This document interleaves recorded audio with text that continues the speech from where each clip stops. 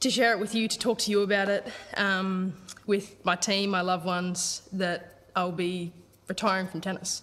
And it's the first time I've actually said it out loud, and yeah, it's hard to say, but I'm so happy and I'm so ready, and I just know at the moment in my heart, for me as a person, this is right. And I know I've done this before, but in a very different feeling. And le tennis féminin perd sa patronne, sa vraie patronne depuis ces 3 dernières années. Cette Ashleigh Barty qui a seulement 25 ans annonce sa retraite. Coup de tonnerre dans le monde du tennis, que se passe-t-il?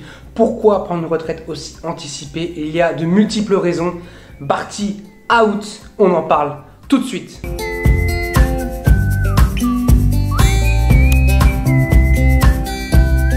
Salut à tous, j'espère que vous allez bien. Je suis très heureux de vous retrouver pour une nouvelle vidéo. Alors aujourd'hui, c'était prévu de faire un décryptage du tableau de Miami. On le fera dans la suite de cette vidéo parce que Miami commence aujourd'hui. Je pensais que ça commençait demain, mais ça commence aujourd'hui chez les hommes et ça a déjà commencé hier chez les femmes. On a déjà perdu Caroline Garcia, voilà, tout simplement. On a déjà perdu Caroline Garcia malheureusement. Mais le coup de tonnerre, on était obligé d'en parler, c'est ce coup de tonnerre, c'est Ashleigh Barty qui annonce sa retraite prématurée, on peut dire à 25 ans. Il faut dire qu'on est tellement habitué maintenant en ce moment dans un circuit où les joueurs et les joueuses jouent de plus en plus longtemps. On voit des Roger Federer, des Serena Williams, des Venus Williams qui continuent à jouer à presque 40 ans, même plus de 40 ans pour Venus Williams et Roger Federer. Je crois que Serena Williams arrive sur ses 40 ans cette année-là, ou peut-être même 39, je ne sais pas trop encore, mais elle est vers ses 40 ans, c'est sûr. On a un circuit qui vieillit de plus en plus.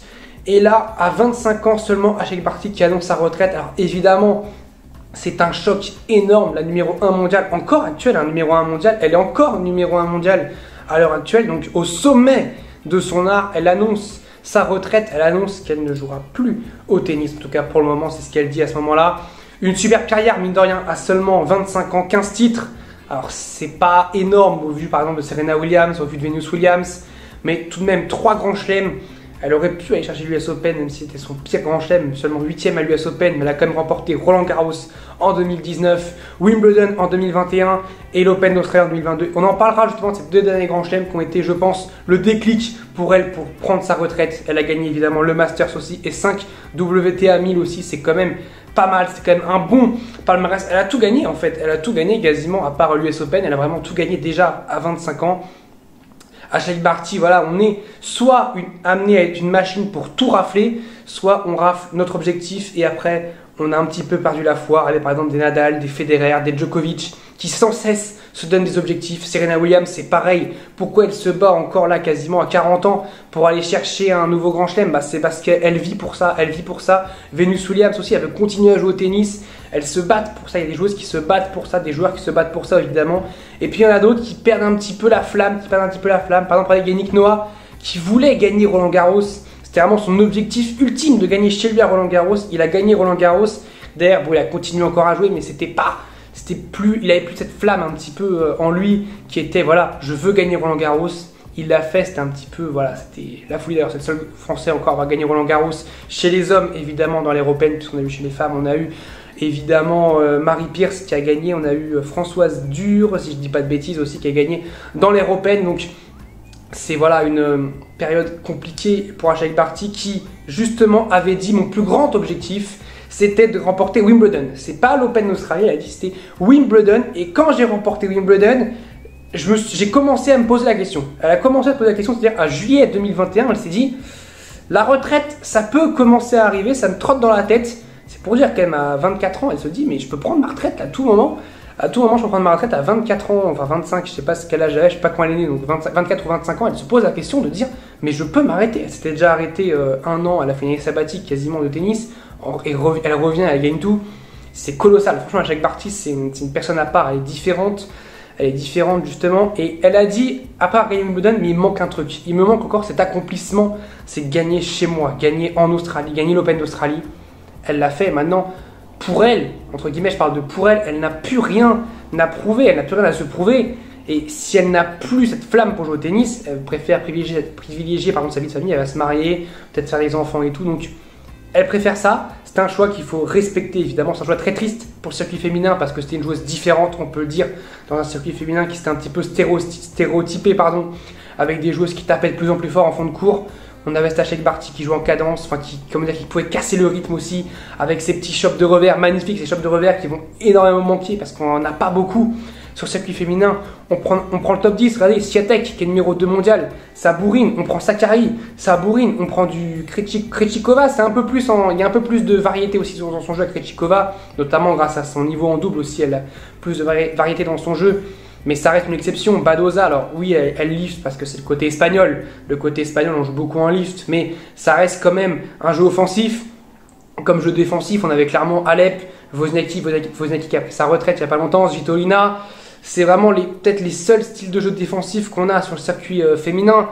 Et on avait Barty qui avait ce style différent, qui avait ce style, cette petite papate en choc de revers. Elle sentait bien le tennis.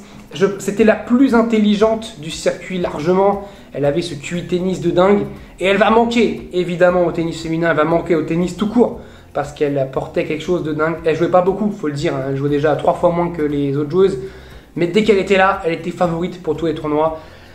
Elle va manquer, du coup, la question qui va se poser, c'est est-ce que Swiatek va être numéro 1 mondial? Parce que pour le moment, Barty va perdre ses points petit à petit, les points qu'elle a gagnés, puisqu'elle joue plus, de toute façon, elle va perdre ses points petit à petit. Sauf, elle peut demander direct là à être retirée du classement WTA dès maintenant. Et du coup, ce serait Swiatek numéro 1 mondial.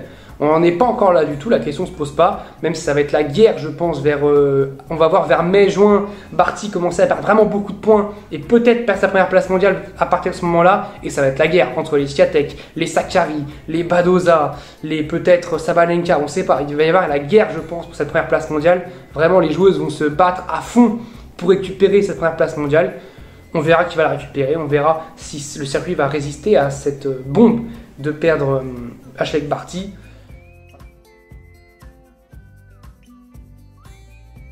Alors pour le tableau de Miami, on va passer comme pour Indian Wells, quart par quart de tableau. Avec la question que je me pose, moi, c'est est-ce qu'on va encore avoir un nouveau vainqueur de Master 1000? C'est ce que je pense, on va voir, on va en parler tout de suite, c'est ce que je pense, on va avoir un nouveau vainqueur de Master 1000.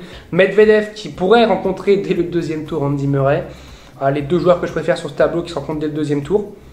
Pas top, bon je vais être pour Andy Murray, mais je pense que ça va être très compliqué. Déjà Murray qui joue Delbonis, alors Delbonis, oui sur dur c'est pas terrible, mais avec Andy Murray ça peut durer 3 heures ce match-là. J'espère que ça va durer moins longtemps pour que Murray soit frais contre Medvedev. Je veux voir Andy Murray face à Medvedev, ce que peut faire Murray face à Medvedev qui n'est pas en forme en ce moment, qui a encore un petit peu, qui a vraiment beaucoup de problèmes je pense en ce moment. Derrière, bon alors pour Medvedev, si jamais Medvedev passe, serait Garin. Ça irait, derrière du Baseli, du Bautista Agut, encore Bautista Agut qui est vraiment sa bête noire qui pourrait rencontrer en 8ème finale. Il y a aussi Jason Brooksby, vraiment à suivre, qui est chez lui, Brooksby qui peut aller justement battre Coria facilement, Basilashvili il peut aller le battre, Bautista Agut comme on ne sait pas trop comment il est, ça peut aussi passer. On a de l'autre côté, on va avoir du Hurkacz qui est tenant du titre, Hurkacz qui va devoir défendre son titre, on peut avoir du Karatsev, j'y crois pas trop. Evans c'est pas mal mais je n'y crois pas trop, alors Evans peut aller en 8ème pour moi ce Shapovalov. J'ai du mal vraiment à le voir, Shapovalov. Pour moi, Evans va aller en 8ème contre Hurkacz. On va voir pour moi un quart, premier quart, Medvedev-Hurkacz. J'espère que je dis pas trop de bêtises. Déjà, on va voir pour moi un premier quart, Medvedev contre Hubert-Hurkacz. Deuxième quart de tableau, on a du coup Tsitsipas en haut, Félix Auger-Aliassime en bas. Tsitsipas qui pourrait jouer voilà, demi-nord au troisième tour ou jouer Fritz Tsonga, pourquoi pas, ce serait absolument dingue. Mais pour moi, ça passerait quoi qu'il arrive. Il y aurait Alcaraz en 8ème, alors là je vois bien Alcaraz encore continuer, voire confirmer, parce que Alcaraz, je pense qu'il a déjà appris sa défaite contre Rafael Nadal, c'est fou, mais pour moi il a déjà appris sa défaite contre Rafael Nadal, et il va aller en quart de finale, pour moi il va battre Tsitsipas, il va battre déjà Marin Cilic au troisième tour, il va battre un Fuxovics ou un Giron au premier tour, qui est jamais simple à battre, et puis voilà, il va aller en quart de finale tranquillement contre Félix Auger-Aliassime, parce que Fritz, je pense qu'il va avoir du mal à digérer Indian Wells, ça va être compliqué. Khachanov, j'y crois pas trop. Ramos-Vinolas, j'y crois absolument pas du tout. Pour moi, Félix Auger-Aliassime va aller en quart de finale contre Carlos Alcaraz. Et ça va être vraiment un vrai duel ce match. On en parlera justement tout de suite, juste après. Parce que pour moi, le vainqueur de ce match va remporter Miami. C'est le vainqueur de ce match, pour moi, remportera Miami. De l'autre côté, deuxième partie de tableau, troisième quart de tableau, on a Rublev qui est en haut de ce tableau et Matteo Berrettini qui est en bas. Matteo Berrettini qui est tête de série numéro 4 sur ce tableau. Évidemment, on n'a pas Djokovic, on n'a pas Nadal, donc évidemment, le tableau, les joueurs gagnent une place à chaque fois, 2 places même à chaque fois. Rublev qui pourrait jouer Fognini au troisième tour, Ça devrait aller. Peut-être Kyrgios au deuxième tour. Attention s'il joue Kyrgios au deuxième tour. Mais Roublev, je le sens solide. En ce moment, je dis qu'il est solide. Donc, je vois quand même aller en huitième de finale. En huitième contre Yannick Sinner. Pour moi, il va perdre à ce moment-là contre Yannick Sinner. Sinner qui va aller en quart de finale. Il a une finale à défendre. Sinner qui est très bon sur cette surface-là. Sinner qui va aller en quart de finale. Il ira en quart de finale contre Matteo Berrettini. Matteo Berrettini qui battra Gaël Monfils en huitième de finale. Et Berrettini qui ira du coup en quart de finale contre Yannick Sinner. Un très beau quart. Pour le moment, on aurait Medvedev contre Hurkacz. On aurait Alcaraz contre Félix Auger-Aliassime et on aurait Sinner contre Matteo Berrettini. C'est vraiment pas mal. Quatrième quart de tableau, on a Casper Ruud, tête de série numéro 6. Et tout en bas du tableau, Alexander Zverev, tête de série numéro 2. Zverev, j'attends beaucoup d'Alexander Zverev qui pour le moment me déçoit énormément, qui part à premier tour face à Coric ou Verdasco. Coric, vraiment c'est la belle histoire, il revient de blessure, c'est depuis quasiment 1 an et demi qu'on l'a pas vu. Verdasco c'est pareil, il revient de blessure et Verdasco c'est plus la fin de carrière alors que Coric cherche une deuxième carrière entre guillemets. Pour moi Zverev va passer, enfin doit passer en tout cas ce premier tour. S'il joue Coric ou Verdasco, il n'a pas le droit à l'erreur, il n'a vraiment pas le droit à l'erreur. Derrière il jouerait Dimitrov potentiellement ou alors Kopfer au McDonald's. Dimitrov est pas mal, donc ce serait pour moi plus Dimitrov. Il doit aussi aller chercher Dimitrov, il doit battre Dimitrov, il doit au moins aller en huitième de finale. Et là, ce serait Sonego ou Schwartzmann, ça doit aussi y aller, il devrait passer en quart de finale. Pour moi, Zverev, s'il ne va pas en quart de finale, il va falloir commencer à tirer la sonnette d'alarme. Mais vraiment, parce que là, je suis sérieux, parce que c'est vraiment un tableau qui est plutôt ouvert jusqu'en quart de finale. Même en quart de finale, ce serait pourquoi pas Norrie, Isner, Bublik ou Ruud. C'est des joueurs qui doivent battre. Pour moi, il ira contre Casper Ruud. Casper Ruud, il ira en quart de finale, j'espère en tout cas voir Casper Ruud en quart de finale. Ça pourrait vraiment être sympa, mais pour moi, Zverev va passer et va aller en demi-finale. Gilou qui est à 498 victoires, qui joue contre Draper. J'espère qu'il va avoir sa 499e victoire. Il faut qu'il aille chercher les 500. Allez Gilou, on va chercher les 500 tous ensemble. Donc on aurait Zverev pour moi contre Ruud en quart de finale. Voilà, donc on va passer maintenant au quart de finale. Pour moi, premier quart de finale, Medvedev, Hurkacz. Medvedev va battre Hubert Hurkacz et va aller en demi-finale de Miami. Daniil Medvedev, je vais dire Alexander Zverev, oui aussi, mais Daniil Medvedev va aller en demi-finale de Miami. On va avoir un Félix Auger-Aliassime pour moi qui va battre un Carlos Alcaraz, qui va peut-être un petit peu tirer la langue physiquement en ayant battu Tsitsipas, en ayant battu Cilic, en ayant eu évidemment sa dizaine de jours de dingue à Indian Wells, là où Félix Auger-Aliassime a perdu dès le premier tour. Donc Félix Auger-Aliassime pour moi sera plus frais que Carlos Alcaraz. Donc pour moi, Félix ira en demi contre Daniil Medvedev. Revanche du coup de l'ATP Cup, oui, mais surtout de l'Open d'Australie. Et de l'autre côté, on aura, alors j'avais dit Matteo Berrettini contre Sinner, on aura Matteo Berrettini qui ira en demi-finale contre Alexander Zverev. Et alors là, ça va être un tournant parce que soit on va avoir une finale Medvedev-Zverev et donc on n'aura pas un nouveau vainqueur de Master 1000. Et enfin, les patrons qui devraient être sur ce tournoi-là vont, montrer qu'ils sont les patrons, vont confirmer. Medvedev qui a peut-être confirmé que c'est le patron de ce tournoi ou Zverev. Ou alors, on va avoir, comme je pense, une finale entre Félix Auger-Aliassime et Matteo Berrettini. Et donc, on aura un nouveau vainqueur de Master 1000. Alors, c'est pas une finale de Master 1000 improbable. C'est pas un Norrie Basilashvili. C'est pas un Hurkacz Sinner.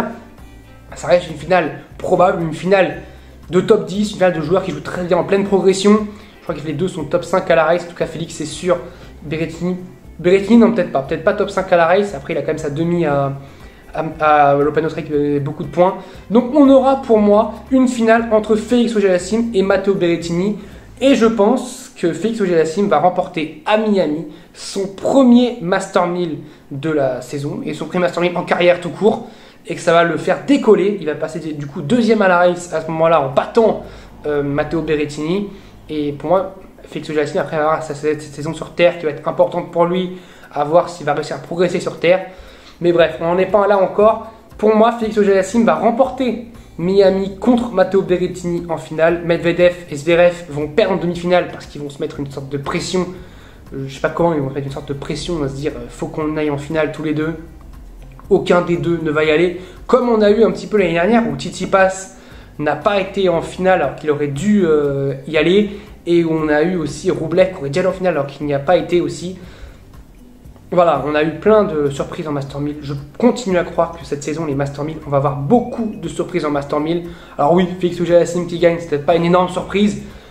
Mais ça peut rester déjà, c'est quand même un événement. S'il remporte Miami, ça restera un événement.